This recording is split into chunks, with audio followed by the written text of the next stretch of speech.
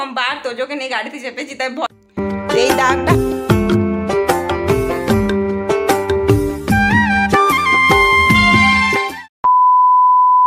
রাতের বেলায় প্রচণ্ড পরিমাণে ঝড় বৃষ্টি হয়েছিল, যার জন্য সকাল থেকেই কারেন্টটা চলে গিয়েছে।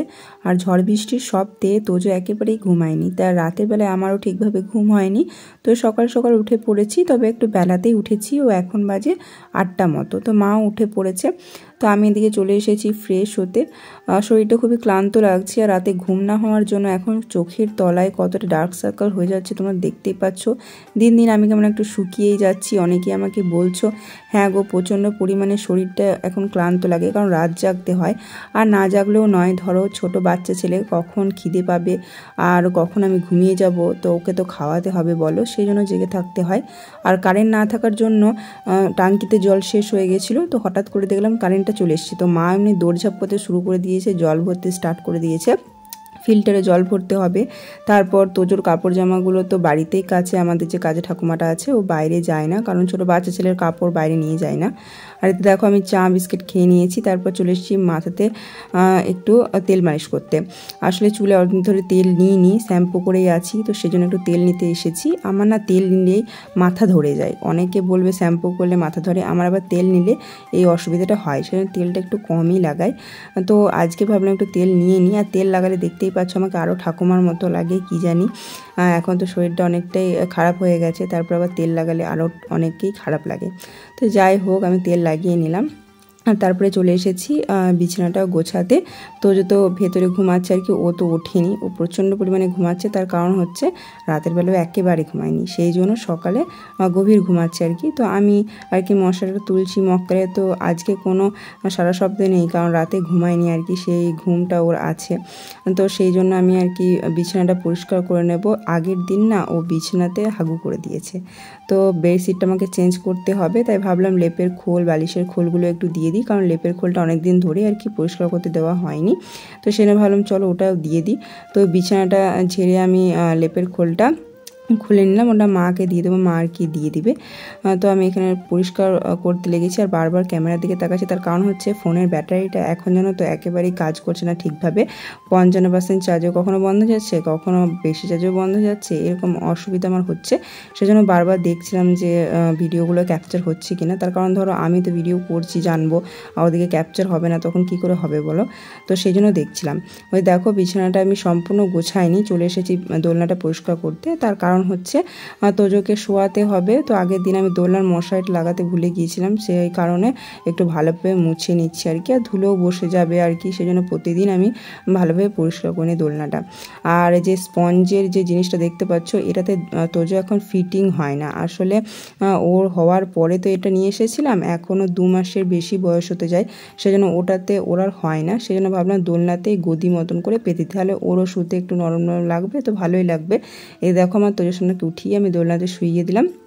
ও দেখতে পাচ্ছ কেমন গা মুড়ছে, ওর এখনও ঘুমটা ভোগ হয়নি, উঠে না খুব বিরক্ত করছিল। তো সেই জন্য ওকে শুইয়ে দিলাম তাড়াতাড়ি করে, আলোটা আর কি ঢেকে দিলাম। ঠিক আছে। তো এই যে দেখো আমি এখন দোল খাওয়াচ্ছি, যাতে ও ঠিকভাবে আর একটু ঘুমিয়ে যায়। ও উঠে গেলে তোমার একটা কাজও হবে না, যে তুমি চা বিস্কিট খেয়ে আছি, এখনও কিছু খাইনি, তোমার খিদেও পেয়ে যাবে। তো সেজন্য ওকে আমি শুইয়ে দিয়েছি। তো তারপরে আমি চলে এসেছি বিছানাটা পরিষ্কার করতে। এখন আমি সেভাবে দৌড়ঝাঁপ করে কাজ করতে পারি না। তারপর আগে যেরকমভাবে বিছানাটা তুলে তুলে পরিষ্কার করে দিতাম, সেরকম করেও পারি না। ওই বসে বসে টুকটাক বিছানাটা ঝাড় দিয়ে দিই, পরিষ্কার করে নিই আর কি। তো নিজের কাজটুকু যতটা পারি করার চেষ্টা করি। আর তোজোকে দেখাশোনা তো আমি করতেই পারি, সেরকম আমার কোনো অসুবিধে হয় না শরীরের মধ্যে। তো তাই আর কি নিজের কাজগুলো করার চেষ্টা করি যতটা আর কি শরীরের মধ্যে কুলোয়। তো এই দেখো আমি বিছানাটা ভালোভাবে পরিষ্কার করে নিচ্ছি। যেহেতু ওর বিছানা এখন পেতে রাখবো না, ছোটো ছেলের বিছানা না পেতে রাখতে নেই, সেজন্য উঠিয়ে দিলাম আর কি। 1-2 দিন আমি পেতেই রাখি, তবে কোনাটা আর কি একটু ভাঁজ করে দিই। তো দেখো বেডশিট আমি উঠিয়ে নিয়েছি। আর তারপরে মা বললো মুড়িটা খেয়ে নিতে, কারণ কখন তোজো উঠে যাবে, সেজন্য মুড়ি খেয়ে নিচ্ছি। আলু মসুরের তরকারি করেছে আর চা। তো খেয়ে পরে আমি এই যে ড্রেসিং টেবিলের এই জায়গাটা পরিষ্কার করতে এসেছি, অনেকদিন ধরে নোংরা হয়ে আছে। এই জায়গাটাতে তোজোর ওষুধপত্র, তারপর হচ্ছে স্নান করার জিনিস, ক্রিম, এই সমস্তই থাকে আর কি। তো তো সেগুলোই আমি আর কি পরিষ্কার করে নিচ্ছিলাম, কারণ ধুলো বসে গেছিলো অনেকটাই। তোজোকে নিয়ে এখন আমার রুমটা সেভাবে আমি ঠিকঠাক করে রাখতেই পারি না, তাই ভাবলাম চলো আজকে যেহেতু ঘুমাচ্ছে এই সময়টায়, তো চলো আমি একটু গুছিয়ে নিই, সেই জন্য আর কি গোছাতে চলে এসেছি। আর ওদিকে আমাদের পুকুরে আজকে মাছ ধরেছে, তো বাবা এই দেখো মাছ নিয়ে এসেছে, মাগুলোকে ভালোভাবে পরিষ্কার করে নিচ্ছে। আর কারেন্ট না থাকার জন্য না আজকে কাজগুলো অনেক ধীর গতিতে হয়েছে, আর সেই জন্য মায়েরও অনেক লেট হয়ে গেছিলো, ওই জন্য মাও তাড়াতাড়ি করছিল। আজকে অঙ্গনওয়াড়ি সেন্টারে যে পোলিও আছে জানতামই না, হঠাৎ করে বললো তো গেলাম, একটু দূরে বটে, তো ওই জন্য বাবা গাড়িতে নিয়ে গেছিলো। প্রথমবার তোজোকে নিয়ে গাড়িতে চেপেছি, তাই ভয়ে আর ভিডিও করতে পারিনি। এই তো এই পোলিও খাইয়ে আসলাম। তো এই দাগটা হাতে দেবে বলছিল, তো ও তো এখন হাতটা মুখে ভরে, তো সেই জন্য বললাম যে পায়ে দিয়ে দিতে, তো এই যে দেখো দিয়ে দিয়েছে পায়ে।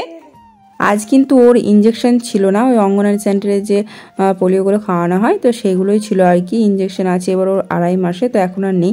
তো পোলিও খাইয়ে নিয়ে এসে 1/2 ঘন্টা তো আমার কিছু খাওয়াতে বারণ করেছিল, 1/2 ঘন্টা পর ওকে আমি খাইয়েছি। তারপর ওর সাথে যে দেখো খেলা করছি, কারণ ও হচ্ছে ঘুমাচ্ছিল, তো হঠাৎ করে স্নান করিয়ে দিলে ওর কি চমকে যাবে, সেজন্য ওর সাথে একটু খেলা করছিলাম। তারপরে যে দেখো তোজোকে আমি স্নান করিয়ে দোলনায় শুইয়ে দিয়েছি। ভালো ছেলের মতন শুয়ে আছে ভেবো না, ও কিন্তু আমার কোলে চাপার জন্য ছটফট করছে, দেখতে পাচ্ছ। আর আমি এখনো স্নান করিনি, ঠিক আছে, ভিজে আছে, তো সেই জন্য ওকে আমি নিচ্ছিলাম না। তো এই দেখো কেমনভাবে হাত খাচ্ছে, দেখতে পাচ্ছ। সেই জন্যই আমি কি পোলিও যে দাগটা দিচ্ছিল নীল কালার, ওটা হাতে দিতে দিইনি। ও খুবই বদমাইশ, এখন মুখের মধ্যে হাত ভরবে, তো সেই জন্য আমি আর কি দিতে দিইনি। আর আমি যখন স্নান করে আসলাম তারপরে ও দেখলাম হিসু করে ও জামাটা ভিজিয়ে ফেলেছে, সেই জন্য আমি আর কি ওকে আবার জামা কাপড় চেঞ্জ করালাম, আর ওকে দোলনাটার মধ্যে শুইয়ে দিয়েছি। কিন্তু একটা আমি কাজ করেছি, কারণ আমি ওর জন্য মশারি কিনিনি, আর বড় মশারিটা টাঙালে না আমার খুব অস্বস্তি লাগে, কারণ মশারির ভিতরে থাকতে আমি বরাবরই খুব অস্বস্তি ফিল করি। তো যে হয়েছে তাই যে আমি টাঙিয়েছি ওইটা, তো সেই জন্য দোলনার যে মশারিটা সেইটাই আর কি ওকে শুইয়ে বিছানার উপরে চাপিয়ে দিয়েছি খুলে আর কি। তো যে দেখো তারপর আমি সন্ধেবেলায় একটু বসেছিলাম বিয়ের অ্যালবামটা দেখতে। আজকে আমার প্রিয় বান্ধবীর বিয়ে ছিল, তো ওর বিয়ের কথা শুনে নিজের বিয়ের কথাটা মনে পড়লো, চোখে পড়লো আমার বিয়ের অ্যালবামটা, সেই জন্য আর কি বার করে নিয়েছি। তোমরা যদি আমার অ্যালবাম দেখতে চাও তাহলে আমাকে অবশ্যই কমেন্ট করবে, আমি কিন্তু আমার বিয়ের অ্যালবামটা তোমাদেরকে পুরোটা দেখাবো, ঠিক আছে। তো এই যে দেখো তোমার দাদাভাইয়ের আমার ছবিটাই কিন্তু প্রথমেই দেওয়া আছে, আমার খুবই প্রিয় একটা জিনিস। তো প্রথমে দেখো তোমার দাদাভাইয়ের আমার ছবিটাই দেওয়া আছে, এখানে গায়ে হলুদ, তারপর সমস্ত ক্ষীর খাওয়ার সমস্ত আমার প্রিয় প্রিয় ছবি আছে। তোমরা দেখতে চাও অবশ্যই কিন্তু আমি দেখাবো। আমার সবকটা হচ্ছে আমার সিলেক্ট করা, প্রত্যেকটা ফটো আমি সিলেক্ট করেছি। তো তোমরা দেখতে চাও আমাকে অবশ্যই বলবে, ঠিক আছে।